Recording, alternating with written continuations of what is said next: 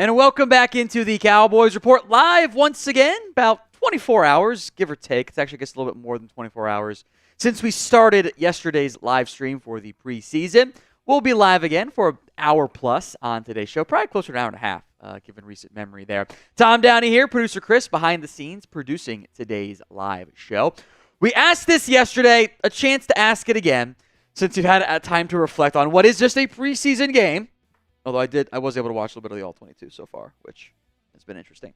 Grade the Cowboys against the Rams. A, B, C, D, or F in the comments. Well, the defense played really well. Yeah, offense didn't.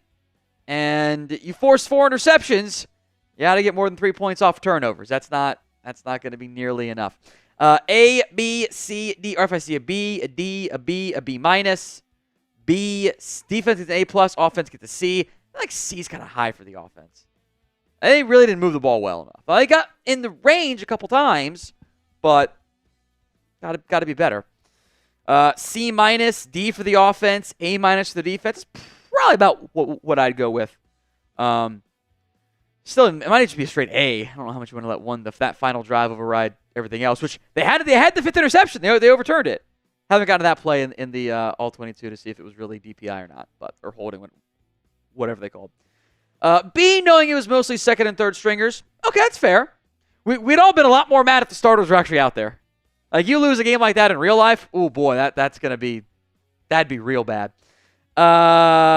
B minus, C plus, F, B minus. And Benjamin, they had the one good drive, and then McMath dropped it right in his chest.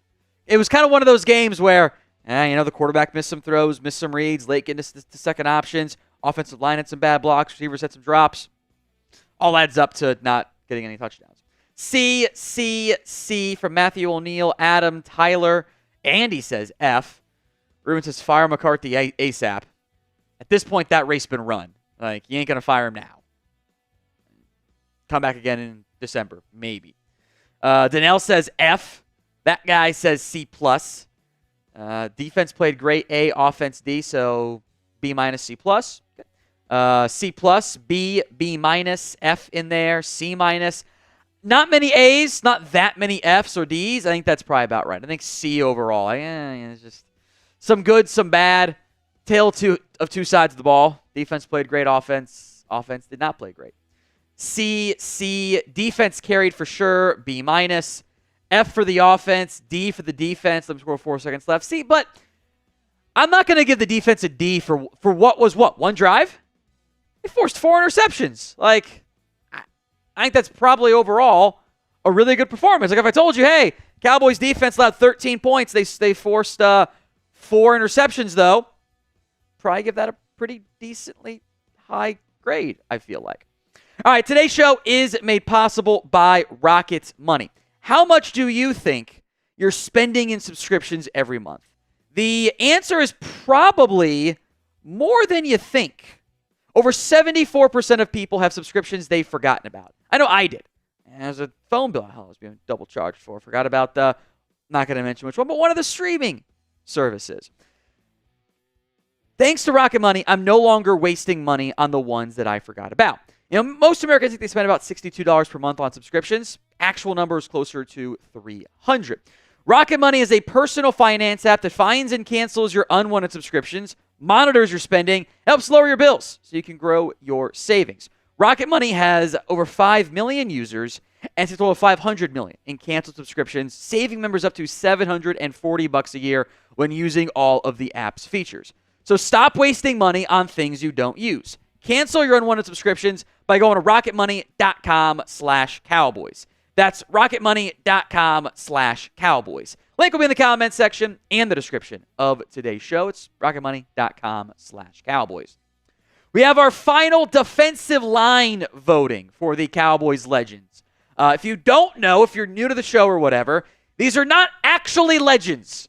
These are players who once played for the Cowboys and therefore are legends. They weren't actually like good players. Like, maybe they were good for a different team and they had one good year, but they are not remotely good enough to be in the actual Cowboys Ring of Honor. Instead, this is the, hey, that guy played for the Cowboys. It's dudes being dudes sitting around naming random Cowboys players, All right, so Cowboys legend voting. Ebenezer, Ekuban, EE. A W for Antwaun Woods. GM for Gerald McCoy. CT for Charles Tapper. GS for George Selvie. I am including some previously run options, giving them a second chance. Ebenezer, Ekuban, Antwaun Woods are the new ones. Gerald McCoy's back for another chance, and so is Charles Tapper / George Selvie. Because I, frankly, if I had been doing the voting myself individually, I would have had McCoy, Tapper, and Selvie win their respective rounds. Like, that's who I would have picked. But I got outvoted. Show's not just about me, about everyone else. So, 2 new votes, Ekuban, Woods. Looks like it was very much a 3-person race. Gerald McCoy, Ebenezer, Ekuban, Antwaun Woods. Selvie and Tapper are kind of bringing up the rear there. So I think it's probably how I thought it was going to go. That's why I put Selvie and Tapper together. It's only got room for 4 on the polls. I still kind of wish they would just let me have 5 like we do for everything else. EE for Ebenezer, Ekuban. AW for Antwaun Woods. GM for Gerald McCoy. CT for Charles Tapper. GS for George Selvie. I did want to make sure I got one pre-2000s guy in there too. So I kind of didn't do a great job of that for the defensive line versions this time around. So get those votes in the pin poll and in the comments of today's live show. This is today's abbreviated super chat menu. $20 for a shot, $50 for the beer bong. $100, I'll do a beer bong, I'll get slapped, and I'll do a shot. So you get the trio there. The $500 custom Cowboys shoes that I will wear all year long, then ship out to you at the end of the season, a.k.a. the Anthony McMillan Exclusive Club. We will have that available for, all season long, and we'll just kind of rotate which ones I wear. Hopefully it arrives in time for week 1. That is my goal. That is my goal that arrives for week 1. I don't have as much control over the custom jersey shipping as I would maybe like to have. Now, as we move forward away from the Cowboys legends on the defensive line, linebackers are next up here. So drop a Cowboys legend at linebacker for me in the comments. Now, I think guys like Dat Win are too good. I think Jalen Smith is actually maybe too good. I might have to do a separate poll of should Jalen Smith be eligible. I'm not. He might, because like it was a very quick ride. Maybe he should be in there. I'm just going to put question mark on there. I'm about to do a separate voting, should Jalen Smith be on there. Keith Brooking, very good answer there. Sean Lee should actually be in the Ring of Honor. Sean Lee will not be in there. Van Der Esch might be too good. I think Anthony Hitchens is probably a decent one. He's kind of fringe of being too good. I'll put him with an asterisk there. I think Van Der Esch is too good. LVE is too good. Ooh, Zach Thomas. That is such a good one. That is a good one, OG Runtake. Anthony Barr is a good one. I will not put Damian Wilson on this list because he's actually on the team still. So we'll have to hold off on him getting back in there. Justin Durant is a good name pull there. Robert Vasquez. Rolando McClain. That's a good one. Okay, now I think I'm definitely not going to put Van Der Esch on here because I got a lot of good recent names. Victor Butler, that is a good poll. Same draft class, I'm putting Jason Williams on that one. I think Dexter Coakley's too good too. Joe Thomas, also a good one. That's some good recent ones. Older names, the better, because I do want to have like an older generation name. Brady James was fringe too good, I think. I'll put an asterisk on that one, but is Bruce Carter too good? I'll have to think about that one there. That win is too good. Blake Jarwin's on our tight ends list if we ever do one, because there actually aren't any tight ends in the Ring of Honor yet. So we'll do it for the troll one once we get to, once Jason Witten actually goes in. But for now, we have to wait. It's only going to be one. I got to pick 4 really good names in there. Kyle Wilbur's a good one. I like that one. I got to make sure I'm not being trolled on that name from Richard. Jason Williams will be in there for sure. That one I think is a no-brainer. All right, I guess that works. Yeah, Alshramon Singleton. God, that's a deep cut right there. Make sure it wasn't too good. Played a little bit, but not a ton. We could put him in there. Like Hollywood Henderson and Chuck, too good. We need mediocre players or like guys that didn't last long. Justin March, that's a good one too. Really, really good for recent names. I always need those deep cut names. Keanu Neal's a good part. Is a very good question. Do I put him at safety technically still? I don't know where exactly he should play. Jeff Heath will be in there for the defensive backs. I already wrote down like a couple names for each spot that I'm for sure going to have in there. Steve Wilson. Marcus Steele's a good one too. I think Wilson was a DB. So I'll put him in the DB category. Spencer was in the pass rusher group. I'm looking for off-ball linebackers. Got a few more names in here I think we can get to. Al Singleton. I think we have enough there. I think we have about enough from that standpoint. So, name that Cowboys legend for me in the comments of today's show. A couple good deep cut names that I appreciate. All right, the offer still stands. If we get to a 50% like ratio before I ask for us to get there on a show, or I should say when I ask for it, probably makes the more sense because technically you could do it like before live happened but it's fine. Or like it starts and if you're the first person, like I like the video immediately, so it's at 50% type of deal. 50% is the like ratio we are going for here. We're not quite there. We were close to it.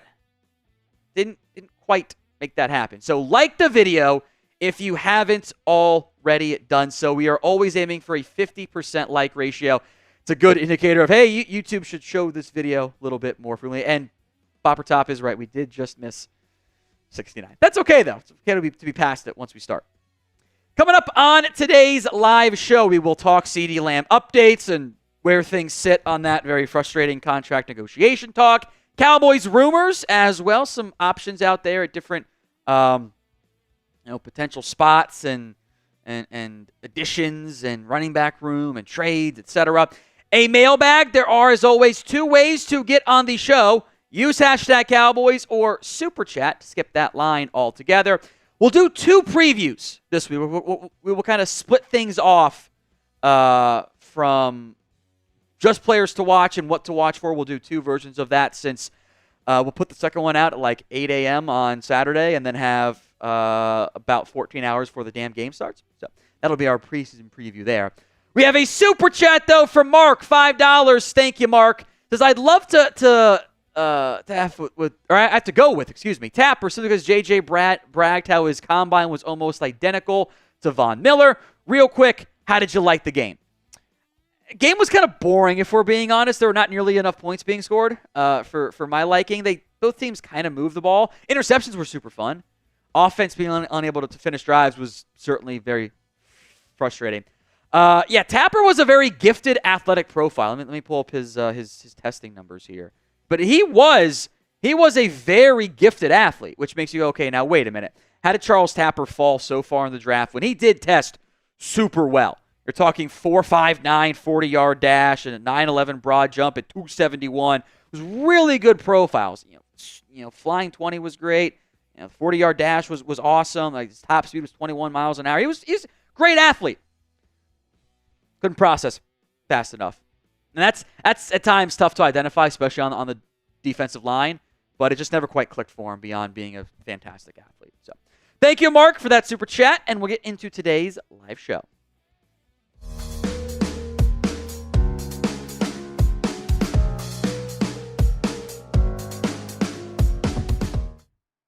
Welcome into the Cowboys Report. I am Tom Downey. We are leading the Raiders Report in our like battle for the month of August, but that is not a very large lead. So far, so good, especially since the Cowboys and Raiders play this week in the NFL preseason. So like you should do for every show here on the Cowboys Report, make sure you like this one. Let's talk the latest on CeeDee Lamb amid all of that drama. The Cowboys still have not paid Lamb. And I think the general frustration, the angst, if you will, and the overall just bad vibes are at an all-time high right now for Lamb and for the Cowboys and for the situation. If you weren't paying attention earlier this week, Jerry Jones out there at practice goes, you have an urgency to get the deal done? No. Why not? And Jerry gets very flippant and kind of like laughs off and goes, why don't you have an answer for you? I just don't have any. I went to high school. I went to college. Just like nonsense. I think very much in the same vein as Ziku. I think that was the main similarity with what Jerry was talking about. Well, it took Lamb about 10 minutes to see it. And quote tweets with LOL. And then, oh, by the way, his teammate retweets it in Micah Parsons. You can see all three things there at once with that photo. And I think the frustration from myself and a lot of you guys, I was in a bad headspace. I'm not going to lie to you once I saw it stuff because I was just pissed. The frustration just boiled over the top with that. Because I'll let you guys in on a secret. There's nobody around the NFL who actually thinks that CeeDee Lamb is going to get traded. Everyone thinks, well, they'll pay him at some point. They just don't really know when or why it's taking so long. So that's why there's so much frustration. This isn't Brandon Ayuk. This is, it'll get done. Who knows when. Here's what Jerry Jones then clarified on Sunday and kind of backtracked a little bit. I completely understand the angst that's happening when you're anxious about and someone says anything about whether you're missed or not. Well, CD, you're missed. Okay? But you're not missed out here competing, and it doesn't put any pressure any place on us. So that's Jerry backtracking a little bit. Not to totally dismiss him, but to be your holdout isn't impacting how we're going to pay you. I am tired of waiting. And I think almost every person in the audience agrees as much as we can get close to consensus agreement on anything in the year 2024. I am tired of waiting. This deal should have been done. I would have had it done 14 months ago. That's what I would have pushed for. I would have overpaid 14 months ago, and you'd have saved big money. So if you are like me, and you just want this deal done, then type me in the comment section. I think that should be every person who's watching. So if the ad comes on YouTube, take advantage of it. Head down there and type me. We have an update from the People's Insider, Pretty Ricky, who I believe is still fighting for his life, in his own words, with the unfortunate Brandon Ayuk situation over there. He says, as the NFL world waits on the Ayuk situation, Ricky confirmed the Cowboys offered CeeDee Lamb a 4-year contract worth $33.5 million per year. I would be surprised if this isn't resolved soon. It's been about a month of me waiting and thinking it's going to be resolved soon. So I think the bigger issue here is probably not the average per year. I think within $1 million, they're probably pretty close on the average per year. I think the bigger issue, I think this has been the case, is the guaranteed money. And there's a big gap between Justin Jefferson and A.J. Brown. And part of my overarching frustration, and we'll go more in depth on this here momentarily, is it's not like this stuff is new for the Cowboys, having these long, drawn-out negotiations. It's frustrating. And again, like I mentioned, no one around the NFL thinks this isn't going to happen. Here's what Adam Schefter said. It's hard to imagine the Cowboys won't figure out a way to get this deal done for CeeDee Lamb. I don't know when they're going to get it done, but I expect him to be there for the Cowboys' regular season opener. Now, in your recent Cowboys holdout history, we're not going to go all the way back to Dwayne Thomas and chaos there. August 14th, that is when Zach Martin got paid. It took the Cowboys a while. Ezekiel Elliott didn't get paid until just before week 1 in September. Emmitt Smith held out for 2 games and then got paid. Now, I'm not including the threat of holdouts or non-training camp holdouts, just the main ones there. So maybe this is on me for not anticipating a longer holdout, since once it gets to this point, it's taken a while. Here, other thoughts I have on this before we wrap up this part of the show. Are the Cowboys actually trying to change the way they are viewed around the NFL? Are they actually trying to stand firm and not cave and give the player everything they want months later that costs themselves salary cap space? Or are they just going to cave again? Let's think about it. They did it with Tank Lawrence. They did it with Dak Prescott to a very extreme scenario. They did it with Zeke. Those guys got everything that they wanted. The Cowboys hemmed and hawed and let deadlines make deals and then paid. Or are they actually trying to be tougher negotiators that don't just shoot themselves in the foot? But my other part is this. Is that the one you should be doing it with? There's a reason I don't have the same tone when it comes to paying Dak, paying Micah Parsons right now. however you want to slice it. You're being aggressive. You're trying to rebuild. I think your situation is in its best scenario with CeeDee Lamb on your roster. You're trying to win games now, you need him, obviously. You're trying to rebuild, your next young QB is going to need CeeDee Lamb out there.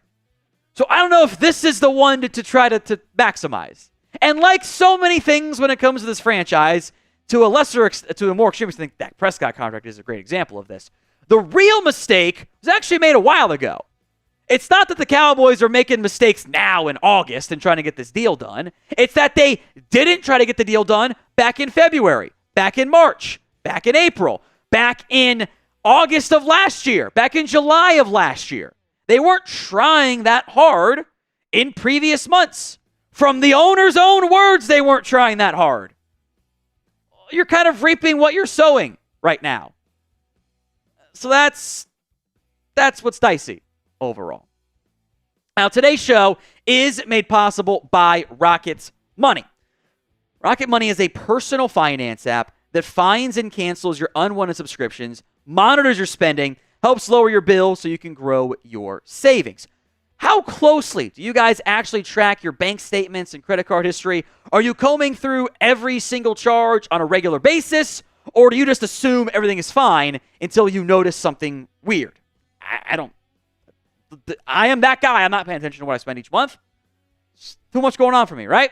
Rocket Money has over 5 million users, and it's a total of over 500 million in canceled subscriptions, saving members up to $740 a year when using all of the app's features. Stop wasting money on things you don't use.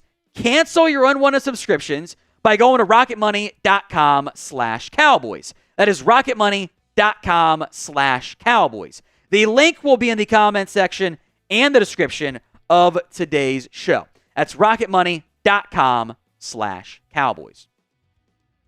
Some more wide receiver conversation here. Bleacher Report is predicting that Jalen Brooks will actually be the wide receiver 3 over Jalen Tolbert, citing his catch against the Rams. And that was a very nice play by Brooks. I thought he was the best receiver out there. I thought Jalen Cropper also looked pretty impressive overall. But I do think in the first preseason game, given the amount of volume he actually had involved, I do think Brooks looks pretty solid. I think that's kind of missing the point, though, of the preseason. I think it is very telling that Jalen Tolbert didn't even play. The Cowboys were not playing most of their starters. There were a handful of guys who will be rotational pieces who were out there getting reps. Less than 10. That is a clear sign who the wide receiver 3 is. A lot of positive praise for Tolbert at training camp. Cowboys said, we didn't even need to get that deal done. Like, we didn't need to worry about that. That's fine. Tolbert is good to go. This is Jalen Tolbert's job. And I'm pretty confident in that. Now, how he plays, we'll see how that ends up playing out. So I'm putting the over-under at Jalen Tolbert at 445.5, so no ties, yards. I picked that number. It's more than what Michael Gallup has done over the past 3 seasons. Intentional number right there. So O for over, U for under. Let me know in the comments of today's show. Quick notes here as well. The Cowboys are planning to have a second joint practice on Wednesday against the Los Angeles Rams. So they had the joint practice last week, had the preseason game, going to have another joint practice. We will do probably a similar style video since I'm set to be off on Wednesday. So but Christian Stone will be here, so we'll film the graphics. I'll do the quick little at-home stuff there.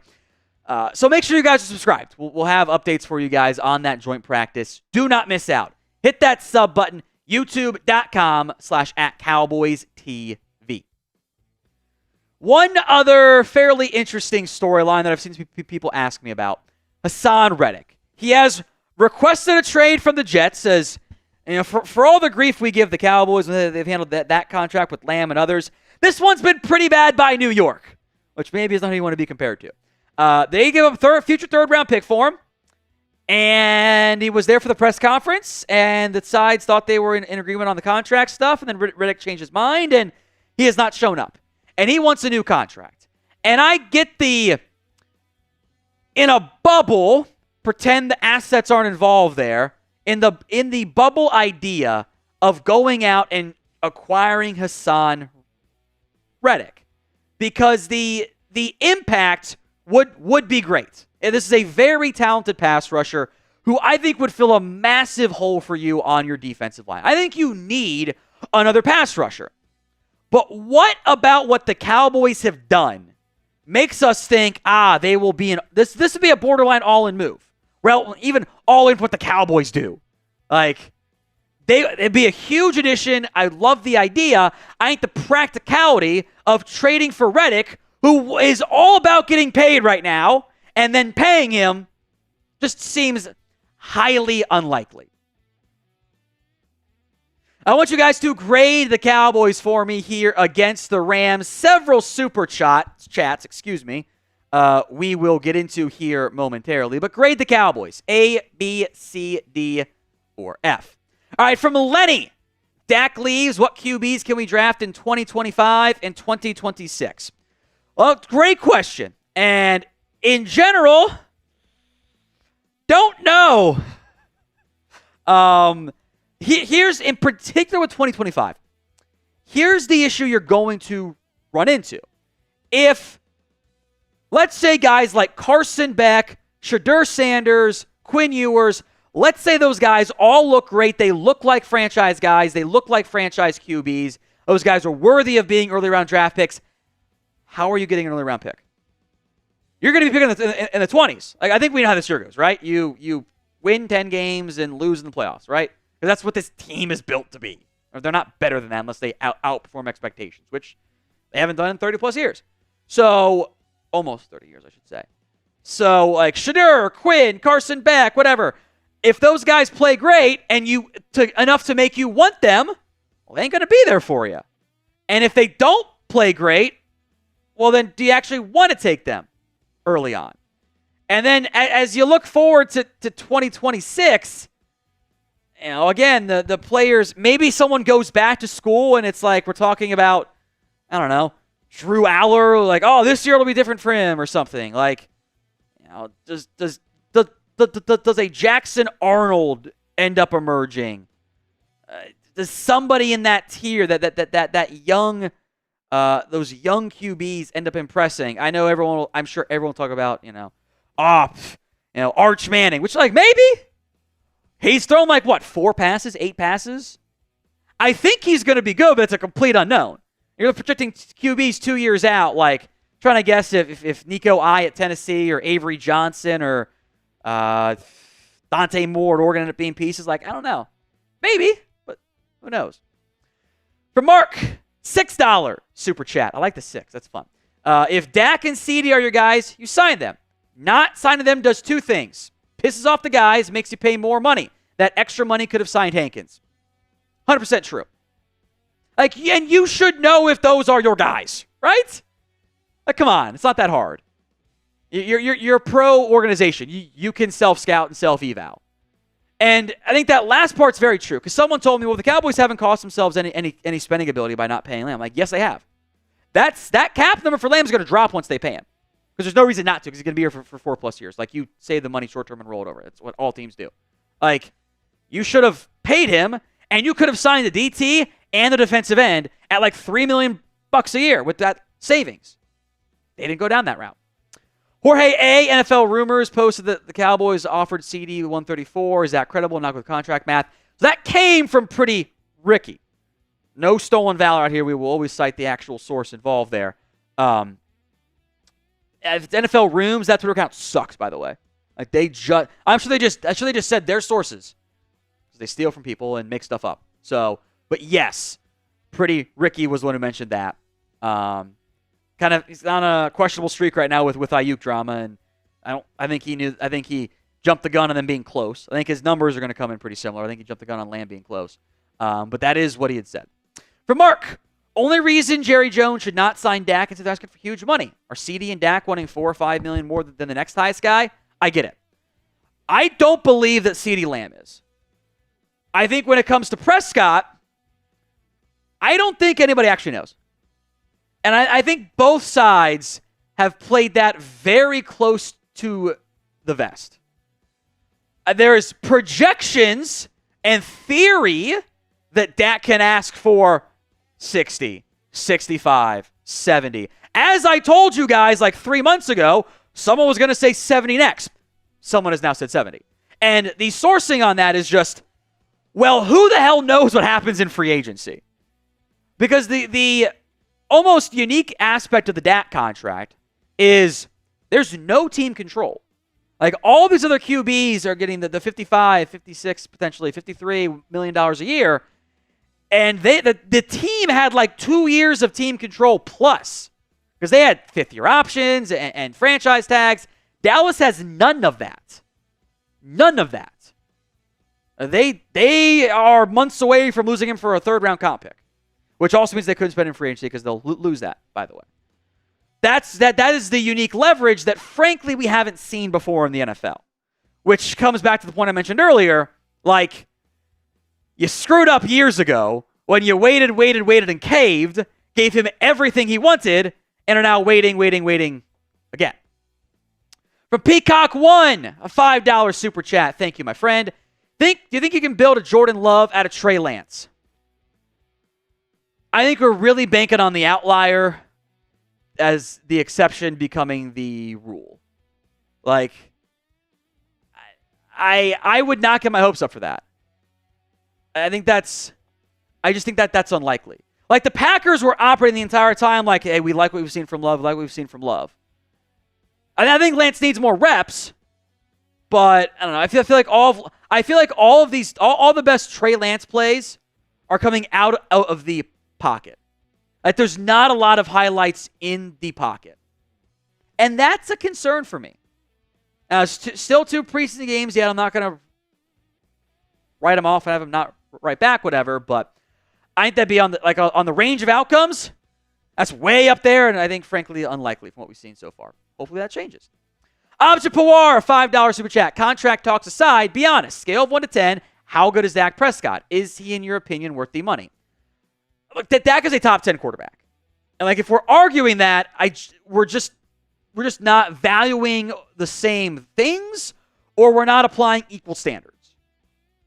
Like, I'll be honest, by the way, I went through and read Dan Orlovsky's quarterback rankings list. He had Dak at like top 10 in everything. Like, that's not great. Or that's not great for the Dak haters. Maybe it is great for the truthers. And also not great for Dan and his constant just... The articles are real. The ESPN personality is fake sometimes. For the money stuff for me, and I know this is like a yes or no answer, it is an all or nothing thing. Like, if you think Dak is a top 10 quarterback, if you think he's good enough to win a Super Bowl with you, the actual number is like, it doesn't matter to me. Because like, I will focus on maximizing my window with that QB. And if you don't think he's good enough, then there actually isn't a number that is low enough for me. Because he's never going to be enough to win it for you. There's no amount of like investment otherwise with what amounts to $20 million a year if a team doesn't spend money. It's all or nothing. For me, it is the extreme ends of the spectrum. Either he's good enough and the money does not matter, or he's not good enough and the money does not matter because you shouldn't pay him, period. This is today's Super Chat menu, by the way. $20 for a shot, $50 for the beer bong, $100 for the bong, slap, and shot combo, $500.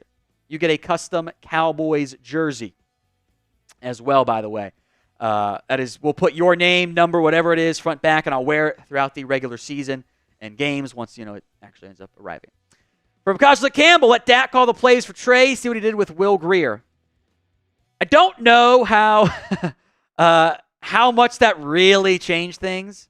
You can kind of go back to what Will and Dak had said later, like, yeah, they were playing the same defensive scheme every year or every game.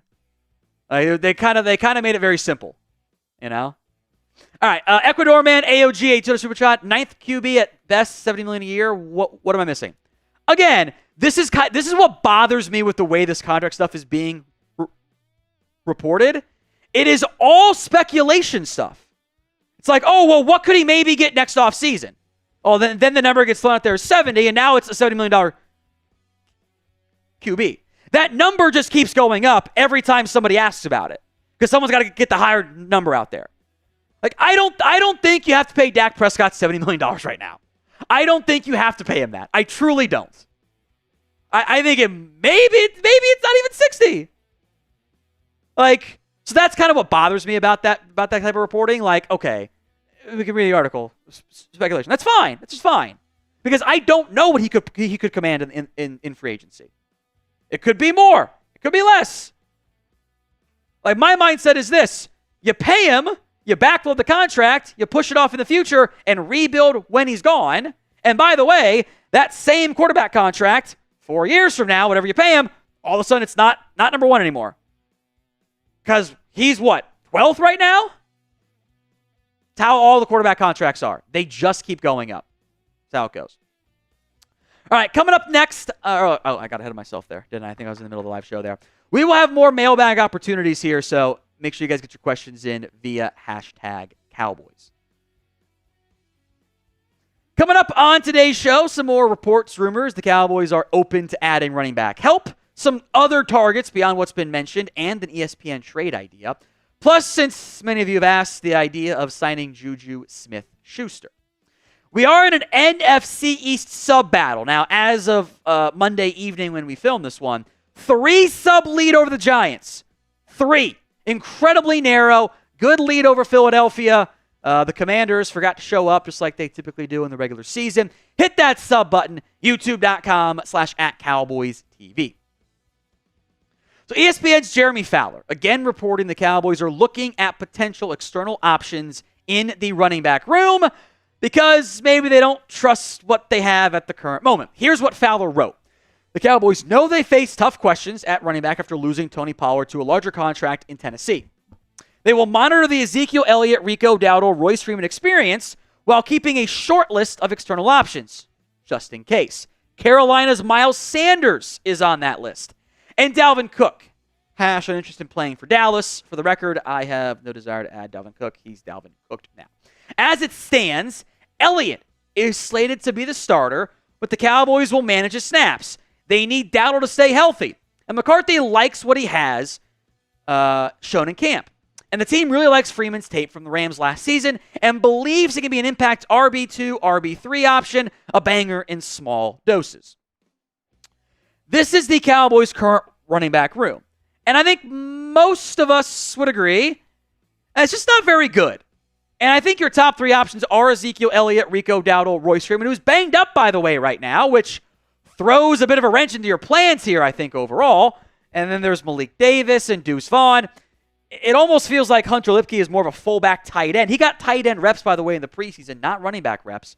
Snoop Connor is there. Nate Peat kind of handled the vast majority of the second half snaps against the Rams. In general, this is my issue with the running back room. I have running back 2 options.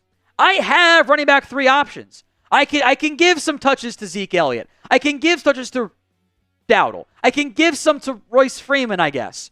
But I don't have juice or a clear RB1. That is not who Zeke is at his NFL career. That is not what Royce Freeman is, what they admit he is not. Rico Dowdle has not been able to stay healthy to get a full workload. I also don't know if he's really going to be a 250 touch back. That might be asking too much out of him. And none of those guys, I think Dowdle's your fastest, have really true breakaway speed or big explosive playability. I can get 3 yards in a cloud of dust, but I want a lot more than that out of my ground game. So I am watching cuts.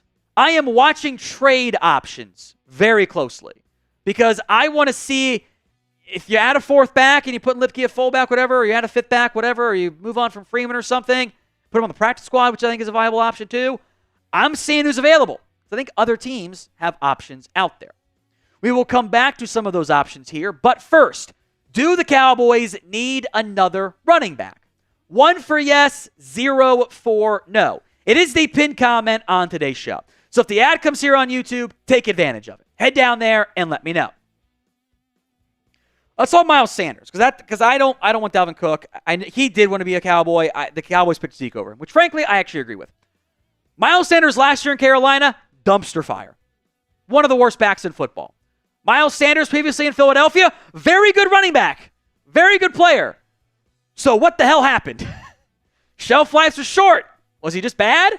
Was a terrible situation in Carolina with just too many cooks in the kitchen, bad offensive line play across the board, was that to blame? Maybe. I will say, unless Carolina's eating some of the money, I don't want to trade for Miles Sanders. He signed that big contract last year. He's due $4.22 million the rest of the season. $2 million had already been paid out. So the Panthers don't save much what they release. They do save a good amount of money what they trade. But I don't see the benefit in trading for him. Now, if he gets cut, I have interest. I will make note he did not play in the preseason. One guy I am closely watching who did play in the preseason was Israel Abanikanda. And you might look at the raw box score and go, he was 6 carries, 17 yards, and a 2.8 average. Tom, that's terrible. Why are you excited about him? He had more yards after contact than he did actual yards. So, if there is a stat that shows you, hey, the O-line was bad, I think that's the stat. He had more yards after he got hit than he had actual yards, which is a clear sign of, yeah, man, there were no holes, and he was fighting for his life back there. So I think that's actually a positive thing, because I was looking at the PFF grades. I'm like, why did he grade so highly? And then I saw the after contact numbers. That makes sense. Some other running back options who I think could feasibly be available. I think Abanikanda could be, because good stuff out of Braylon Allen so far in New York, and they seem to like Isaiah Davis. Jeff Wilson, there are too many backs in Miami. Someone's got to go. Roschon Johnson's banged up in Chicago. So Khalil Herbert, I think, we'll see when Roschon gets back, but I think that would fill your number one need. I don't think either Herbert or Abanikanda are great, pass blockers. But you have guys that can pass block. Elijah Mitchell, who we will come back to more in depth here in a moment. By the way, Damian Pierce, Joe Mixon's been banged up. Pierce is going to be on that team. I would not get my hopes up on that one.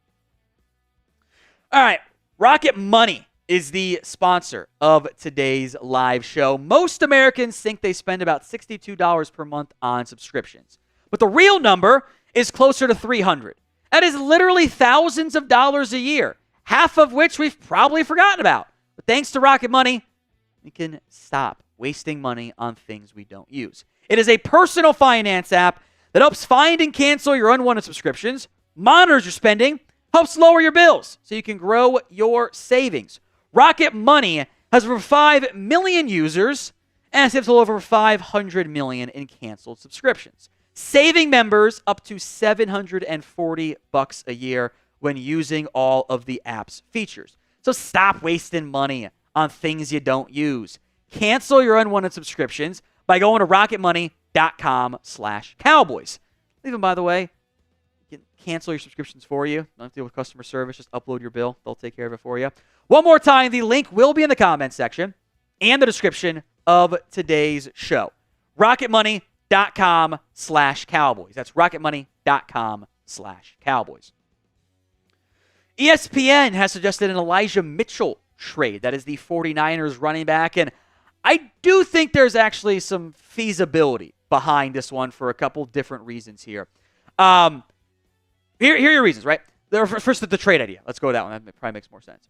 Elijah Mitchell, a 6th-round pick for this year. Niners get a 5th-round pick this year and a 6th-round pick in 2026. So you're flipping a future 6th for a current one and a 5th for Elijah Mitchell. So I think you're in the ballpark of the rough trade value. It might just be the 6th-rounder this year. That might be all it actually costs, given some of the issues we'll get to here in a minute. But who says no? C for the Cowboys, 4 for the 49ers. Who would say no to that hypothetical trade? Or B for both, I guess. Sound off in the comments. Mitchell's been a little bit inconsistent. Really good 2021 campaign. Small sample size due to injury in 2022 campaign, but good. Not nearly as productive in 2023 in a smaller sample size, and even some of those carries came in game's over. We're not going to handle that one there. Not going to be great opportunities of quality, But the Niners have options. They obviously have Christian McCaffrey, who's banged up, which could be an issue there. They like Jordan Mason quite a bit. They drafted Isaac Guerendo out of Louisville in the 4th round. They signed Matt Breida because of some injuries. They have Cody Schrader as a UDFA. They could potentially move on from Mitchell. So I think that's a semi-realistic option. Now, injuries worry me here. I like what I've seen at the best from Elijah Mitchell, but he's been banged up a lot. And that is a very real red flag. And because of all of those injuries, maybe this is someone who gets cut.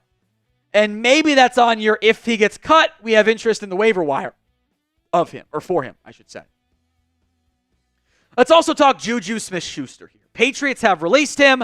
Many of you have asked about him, so I wanted to include it on at least one video at some point this week.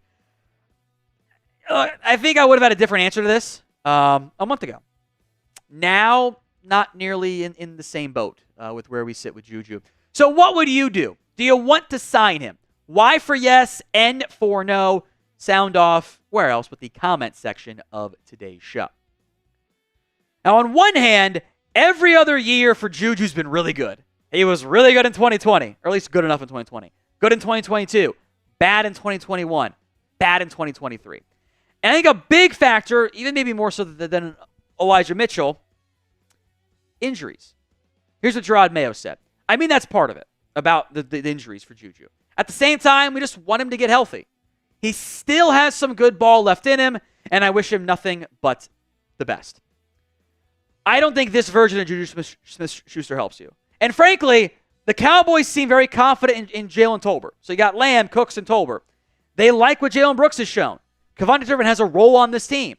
And between Jalen Cropper and Tyron Billy Johnson, I'm kind of trying to find a way to get one of those guys on my 53. So if there's an injury, we can revisit. But currently, I don't think there's much benefit to adding Juju. It is time for our Cowboys mailbag. There are two ways to get on the show. Super chat or skip the line. So Aja Pawar, Ecuador man, two big-time super chatters today. We will get to your questions on I think they're both pretty good ones, by the way. Also, Cam from AZ has read it. I didn't even mention Ryan Flournoy. I think it's going to be a redshirt season. He did not play very well in that first preseason game. That was kind of a disappointment. I was hoping he was going to play really well, and that's a bad drop and that fumble. Maybe it was first game jitters, so work him out in game 2, but I was pretty disappointed by him there. Get your questions in via hashtag Cowboys or Super Chat to skip that line and get on the show altogether. We do have a Super Chat menu for the bigger ones that come in. $20 for a shot, $50 for the beer bong. $100, I'll do a beer bong and get slapped and do a shot.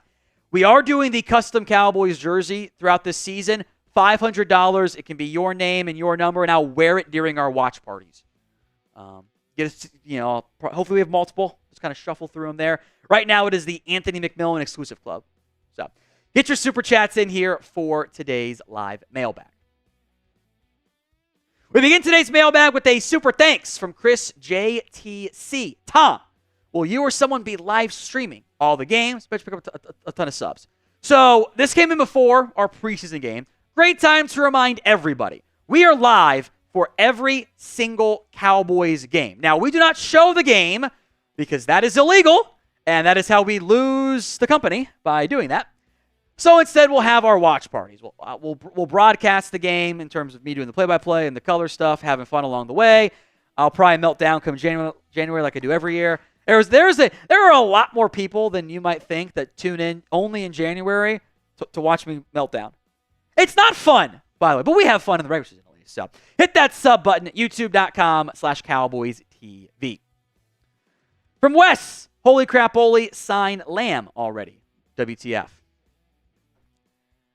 I hoped it would be done by now. And I'm actually hoping that this mailbag goes out after he signs and we have to cut this part out. That'd be great. But yeah, it's frustrating. Braden, who has changed his handle to @PayCD, which I find quite funny, says, I think the biggest training camp loser is Jerry Jones for messing up the easiest thing he had to do. I guess it wasn't the easiest thing, but it was the number one thing that they should have done. Like, you can go back and look at our to-do list for the offseason. Number one was pay CeeDee Lamb. Free up salary cap space. Spend money. They didn't do it. Very, very frustrating for me, and I know many of you.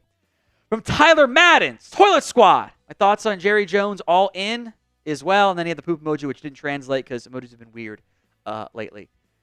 Every time they say all in, I die a bit inside. It's just disrespectful. We know they're not all in. And they keep trying to gaslight us into saying that they are. So it annoys me to no end. From Al Cuts, are we the worst front office in the NFL? Thank you. So I do not believe you are the worst front office. I don't even know if you're in the bottom half of front offices. There are things this team does well. They identify talent very well. They are good at that.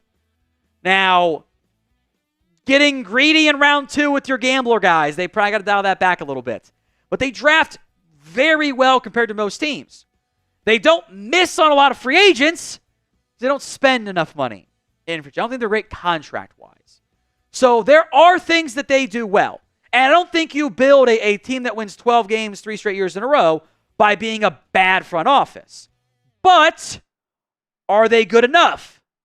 How much do we assign the luck of finding Tony Romo, Dak Prescott back-to-back years and not getting Paxton Lynch or getting Connor Cook or getting Quincy Carter? Like, how much does that really end up playing into it there? I think it's a fair question.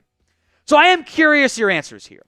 Rank the Cowboys front office in the NFL. It's not one. It's not top 5. If they were top 5, I think they'd make it to a championship game for once. But rank the Cowboys front office for me in the comment section. The pinned comment, actually, of today's show.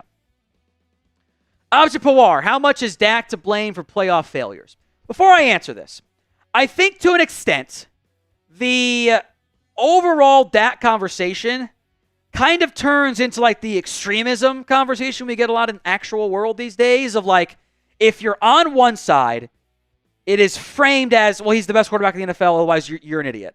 If you're on the other side, it's, well, he's not even worth being a starting QB. And not many people actually feel that way. And to be clear, there's absolutely blame for Dak Prescott. And he is on the blame list. He has made mistakes in the postseason. He has started slowly far too frequently. There have been interceptions. There have been misplays. There have been mistakes. And I like having the conversations of, okay, well, this part was all bad. You lose 48-32 in a playoff game, there's a lot of things that went bad for you. Where does he rank on the playoff failures? On your list, your organizational list of like players and coaches in front office? Very much a real debate. Does he get blame? Absolutely. Does he get all of the blame? No. Like many things, it's somewhere in the middle. But he absolutely is to at least partially blame for the playoff issues. I'd say the quarterback in general probably gets too much blame, not just for Dak, but for a lot of other teams out there. But that's how it goes.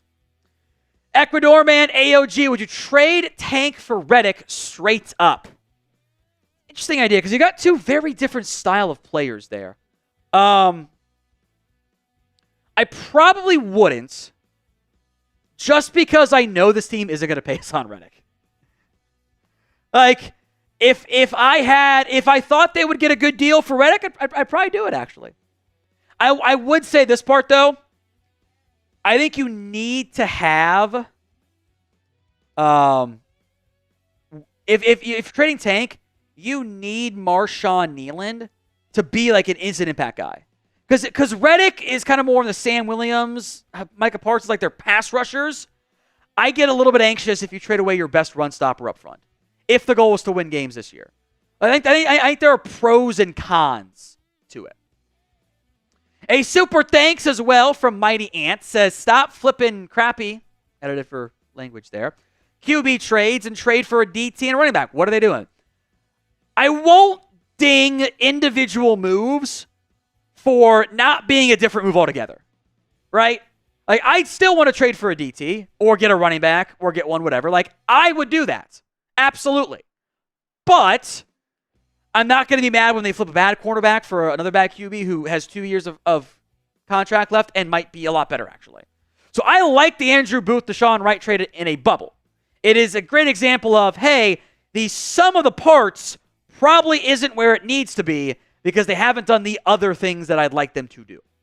So will the Cowboys make another trade? Y for yes, N for no in the comments section.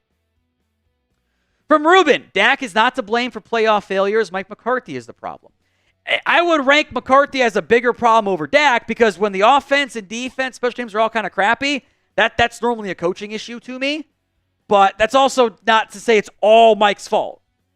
As I said a lot once the season ended, I don't think this was just one thing you had to fix. I think there were a lot of things you needed to adjust and tweak and modify, and the Cowboys' solution was we're not going to do anything. Like, if Dak had played a flawless game, they might have won. I can't even say they would have won the way I could have said against, like, the 49ers, for example, because the defense truly never showed up. The offense did far too late. Defense never showed up. There's a lot of things that went wrong in that game, and a lot of frustrating things. Food review. With the Sunday Ticket lawsuit being over, how does this apply to longer-term deals? We did a video on this, actually. It was the Cowboys Got Great News video. Because the excuse from Jerry Jones of, well, the Sunday Ticket lawsuit going to come down and hurt us, gone. It was like a 5-day excuse. That's all it lasted for there. What it means is, cap going to keep rising. QB contract's going to keep rising. As sticker shocky as every contract number is, it's been like a 3% raise at quarterback, if that, relative to the contract and salary cap wins. It hasn't actually been that much of a raise. And it's basically been canceled out by the running back decrease in pay. Now, today's show was made possible by Rocket Money. I still wish the Cowboys had Rocket Money for salary cap. I think that might really benefit them. Rocket Money is a personal finance app that helps find and cancel your unwanted subscriptions, monitors your spending, helps you lower your bills so you can help grow your savings. With Rocket Money, you have complete control over your subscriptions and a clear view of your expenses. The dashboard shows all your spending from this month compared to last month. You can clearly see your spending habits, and they'll help you create a custom budget as well. Keep your spending on track and start saving for life's more important things. Rocket Money has over 5 million users, and they have a total of over 500 million in canceled subscriptions, saving members up to $740 a year when using all of the app's features. Stop wasting money on things you don't use. Cancel your unwanted subscriptions by going to rocketmoney.com/Cowboys. That's rocketmoney.com/Cowboys. Link will be in the comment section and the description of today's show. That's rocketmoney.com/Cowboys. Daniel M. I like the defense on Sunday despite the loss to the Rams in preseason game number 1. I like the idea of an elite DT and my idea of Jeffrey Simmons making it really good right now. Well, yeah, adding a top 5 DT always makes sense. I don't think he's available, though. I'd love to get Jeffrey Simmons. I think you're right that adding, like, a part of the reason why you lost that game in the end is you're out there putting Justin Rodgers out there rushing the passer 25 times a game. That is not what Justin Rodgers is good at. That is a large human being. Like, you saw that touchdown play, right? He got off his block and he just didn't have enough juice left in him. Like, if you're asking Justin Rodgers to chase down QBs on scramble drills, it's just not going to work. You need a 3 technique out there. You don't have enough good ones. You played Albert Huggins, and by the way, I thought Albert Huggins got worked in that game. He's a 3 tech body, didn't play well. You need another 3 technique. Tom's 5th burner. Do the Cowboys need a DT or DE more? Maybe a Haason Reddick trade. They're not going to trade for Reddick. They're not going to pay him. So I'm not even going to get my hopes up there. I'd say DT because I worry about my number 3 DT right now. Who is it?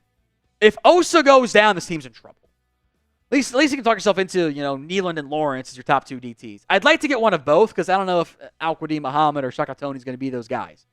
So I prioritize DT, but I think DT, DE, and running back areas I'd like to find some more talent there. What do you think is the biggest need right now for the Dallas Cowboys? Sound off in the comments of today's show. Massive Matt. Think it's ever possible the cap plummets for some reason, lawsuit, whatever, and teams become screwed with their current big contracts? That'd be a depressing sight to see. The NFL does a pretty good job of, do you remember the Mozgov money year? When it was just like the NBA had a massive jump in the cap and there were just reckless contracts going out, like extreme numbers, and they kind of didn't stagger the growth properly. NFL does a good job of that. The reason why the cap would drop would be some massive lawsuit that somehow the rich billionaires lose, which seemingly never happens, by the way. There's another pandemic somehow. which also seems unlikely, and there's a massive revenue impact. That seems highly unlikely because there's more TV contracts. The NFL is expanding to... I hate that we have to watch games on Netflix and Peacock. That's massive rev growth for the NFL. So I would say no. And if that's how you're operating as an NFL team, you're doing it wrong because the other contenders are not operating that way. Ecuador man, who gets cut first? Ball, well, let's go, or Scott? Operation White Lie. Josh Ball graded out really well on PFF. I don't know if I buy that fully. I have to go back and watch him particularly. But Operation White Lie, trade Josh Ball for somebody, has hope at least. Not feeling great about Matt. Well, let's go. In general, I get anxious when a player leaves the game to go get an IV in the preseason. It's a conditioning issue to me. That's all, man. Scott needed that INT. I don't know if any of those guys make the roster, so it might be which guy gets cut first in terms of what's reported. It might be like an hour difference for all three guys there. Peacock won a $5 super chat. Who would be a Dallas player we could trade to get a better running back or DT? You have investments on the offensive line. You drafted Josh Ball. You drafted Matt. Well, let's go. Still awaiting more details on how severe the Chuma Adoga injury is. That could cause a bit of a wrench in those plans. Nathan Thomas has been banged up. But I would shop one of my backup offensive linemen. Maybe a receiver draws this from somebody, but everyone seemingly has interest in their own wide receiver. So I'm not going to get my hopes up necessarily for a trade, but I do have a lot of day 3 draft picks next year. I can trade one of those. A reminder here of the super chat menu: $20 for a shot, $50 for the beer bong, $100 the bong, slap, and shot combo, and $500 for the custom Cowboys jersey. We'll put whatever you want on it, and I'll wear it throughout the regular season. We'll kind of turn it around so the name is what gets worn up front. It's fun. CT, Jerry is the Biden of the NFL. Sleepy Jerry. Look, every year we see from Jerry, it's just not the same. Losing it more and more, unfortunately. All right, Cowboys legends at linebacker. I got a pretty good batch of names. One last call for these here because we're going to, next Thursday, get this started again. Oh, Rashaan Evans got to be on there. That is a good one, Chris. Because I don't think he's playing again in the NFL. I'll be quiet. I think he's done.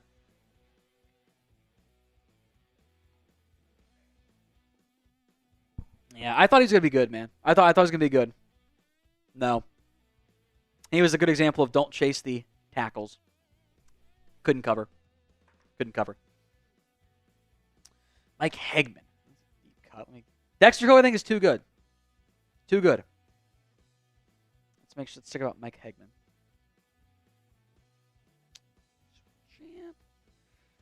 It's been a long time with Dallas, though. I think he's too good. He had 120 starts. That's too many starts for me. Victor Butler's on there. Bobby Carpenter is on there for sure. Talking linebackers. Jeremy. Convinced it's Jeremy. I've waffled on Jalen Smith. I don't know about that one yet. I got a lot of good names. I kind of want to go deep cuts on this one. It's fun. We got 2 linebackers here. We got room for 2 linebackers. Who won? Michael Bennett won that one. Gotta make sure I update that. And then I did my freebie, Alex Tanney. Yeah, it's a good one. See, Damian Wilson's on the team right now. DeMarcus Ware's an actual legend. He's actually in the Ring of Honor. That's why I had to add an extra defensive end spot and it kind of screwed me a little bit. Ken Norton Jr. is too good. Too good. Now, I have considered doing a specific... Ken Norton Jr. was an all-pro. He's way too good. Malik Jefferson, that is a good one. Oh, Jasper Brinkley. This is just dudes sitting around naming where guys went to school. Malik Jefferson, Texas. Jasper Brinkley, South Carolina. Rolando McClain, Bama legend. I think he's going to win in a landslide, by the way. Because he was good when he wasn't suspended. He was, I think he had a Pro Bowl year. No, he was almost, spent 2 years in Dallas, and he was awesome when he was out there for those 2 years. Just wasn't out there consistently. Justin Durant, Bobby Carpenter, those guys are both on there. Good names. Good names across the board. Was there a...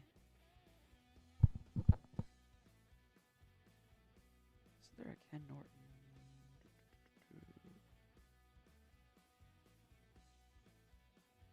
That's right. Kenny Norton Ken Norton III is on the Bears coaching staff.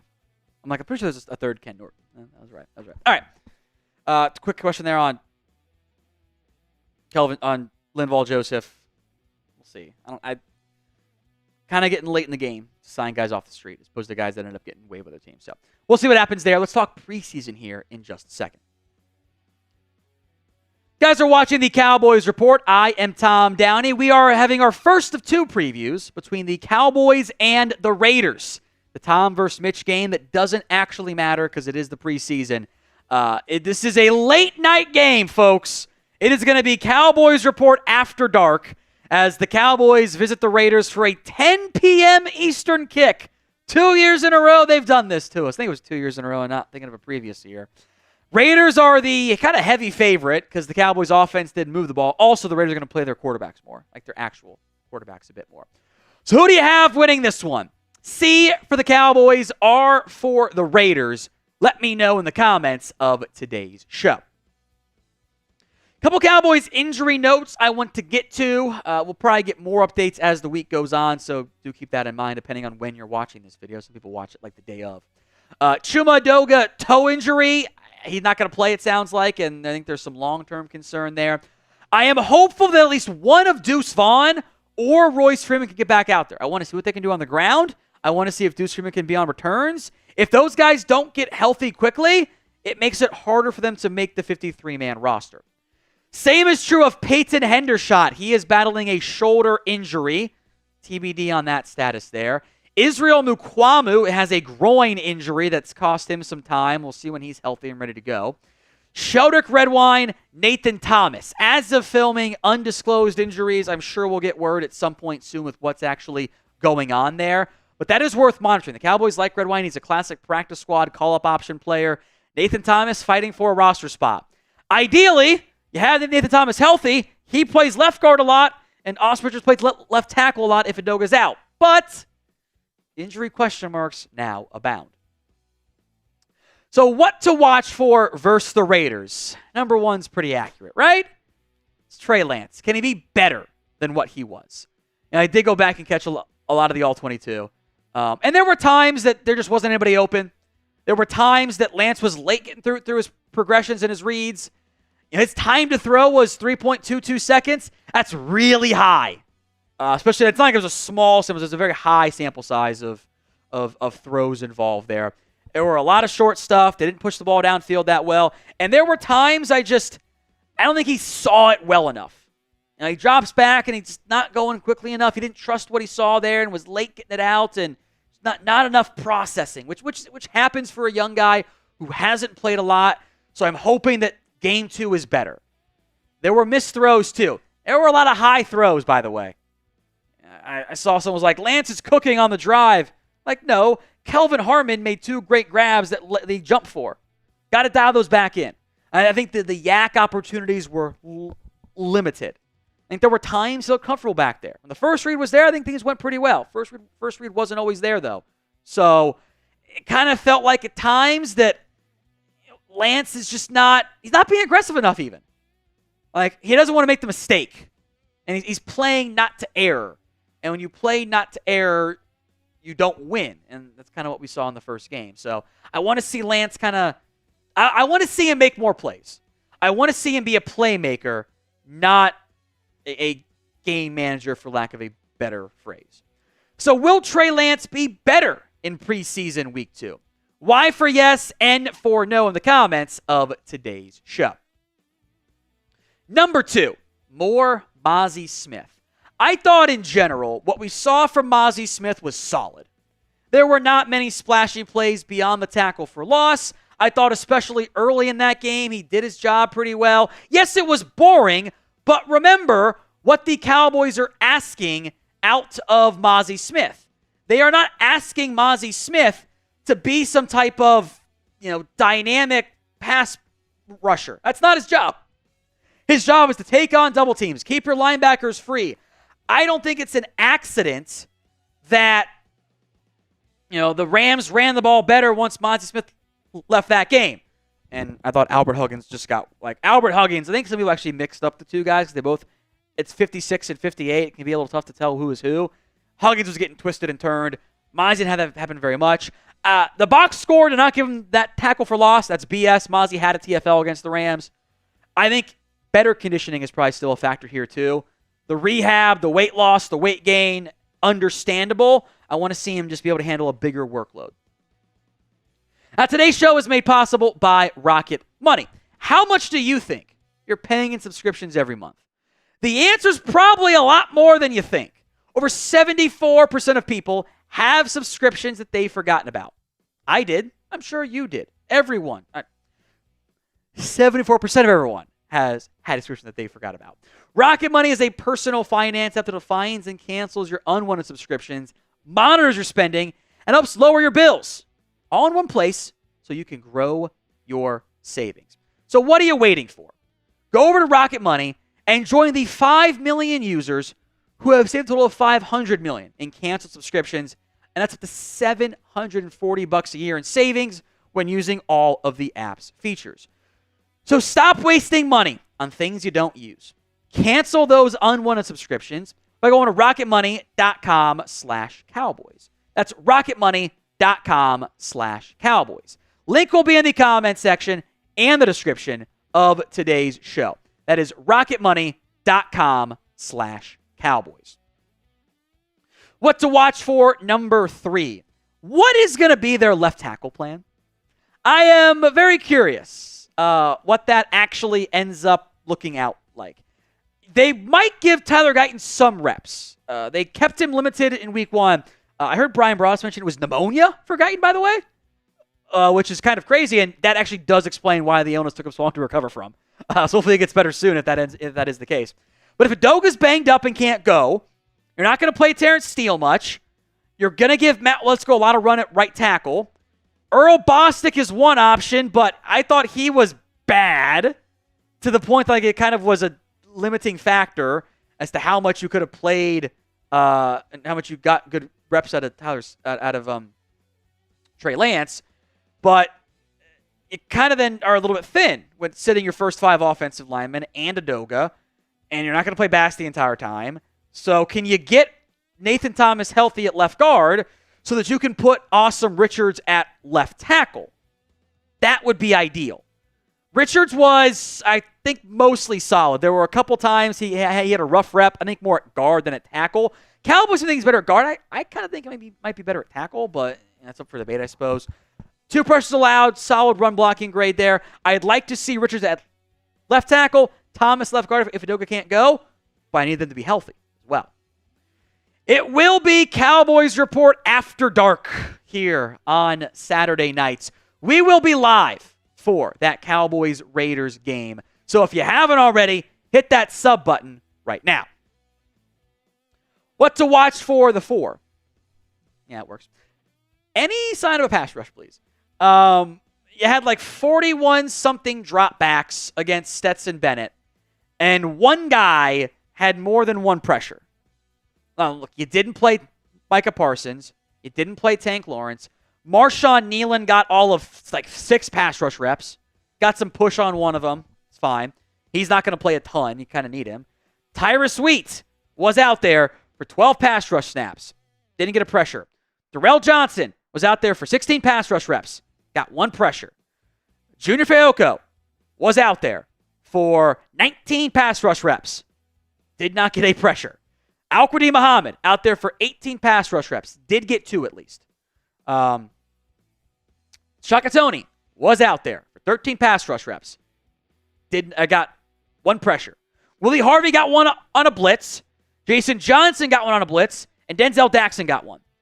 None of your DTs got pass rush because you have all 1 techniques. Like that's what you have on your depth chart. Like, the only way the Cowboys really got pressures were on blitzes. And that's not a huge surprise, but I was hoping to find one more pass rusher in this group. I'll give the slight edge to Muhammad, but I don't think he was overly impressive necessarily either. I thought Shakatoni's burst was pretty solid. I need another piece here. Unless someone steps up, and Fehoko, I'm looking at you. They kind of moved him all over the defense. They gave him DT reps. They gave him D-line reps. He spent most of his reps on the outside, and he didn't make much of an impact. That is a concern for me. So do you think the Cowboys need another pass rusher? 1 for yes or 0 for no. Next, what to watch for? Any returns. Cowboys briefly got some returns for Tyron Billy Johnson, but the Rams mostly kicked it out of the end zone. The one return was like from 9 yards deep of like, just go practice something, not actually get a return going there. For a second, I thought Johnson was going to bust that last play of the game. That was kind of, he got to the first wave and then it got closed down, and I got excited. Cropper was back there on punt returns. I did see David Durden back there as well. Deuce Vaughn, if he can get healthy, can be an option there as well. But that, like, these 4 guys, if the Cowboys do carry 2 return men, they don't want to risk Rico Dowdle on returns, those 4 guys might be fighting for one last spot on the roster because they're not going to play Turpin. If they can make a big play, it helps them accomplish that. $5 super chat from Not Jeremy Chugg's Burner. Someone should tell Jerry about all the rollover cap next year. If we extended Dak, he would need to wear his white pants. It's funny. Yeah, if you extend Dak, you can roll over more money into next year. Which, that is also a good example of why, in a bubble, dead money doesn't have to be a bad thing. If it is dead money that has been rolled over from extensions and restructures and the guys on the roster, that's not a bad thing. If it's dead money that they played out their contract and then they were gone, it's not a bad thing either. Now, where you have dead money issues is if you sign somebody and they lasted a year after you sign them and you have to cut them, like the Gallup and Zeke deals were. That's also what bothers me is like this team acts like this team this offseason used the Ezekiel Elliott contract as a reason why they could not bring back Tyron Smith. Which is bullshit. Just not true. You could have kept Tyron if you wanted to. They didn't want to. They chose not to. And that's fine. But just don't lie to us. That's what bothers me.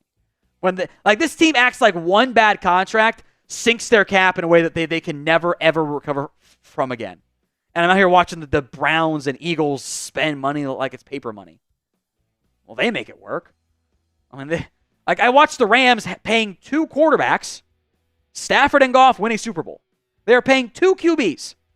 Don't tell me it's not possible. Very possible.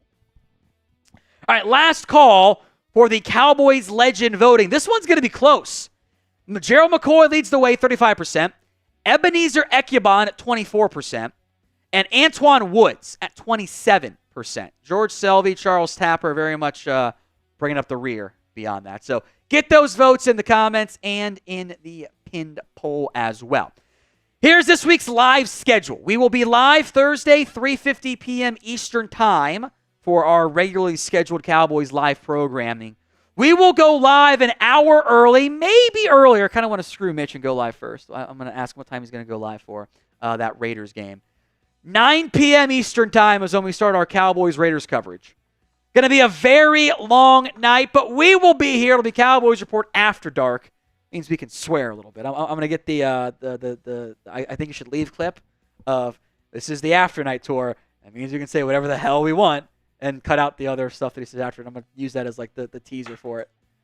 Hey, if your kids are awake at 10 p.m. Eastern Time, that is not my responsibility anymore. I get to swear again. That's my rule. That is my rule. Before we go, one last super chat from Mark, who is just going over the line again, but it's pretty funny. I would have intimate relations with the entire cast of The View. He hates The View, by the way. He can't stand it. If Jerry Jones would pull his head out of his ass, JJ outright lies, can't stand his smug grin. It's frustrating, isn't it? But thank you, Mark. Appreciate that super chat. Again, we will be live again on Thursday. Other videos throughout the week. Make sure you guys are subbed.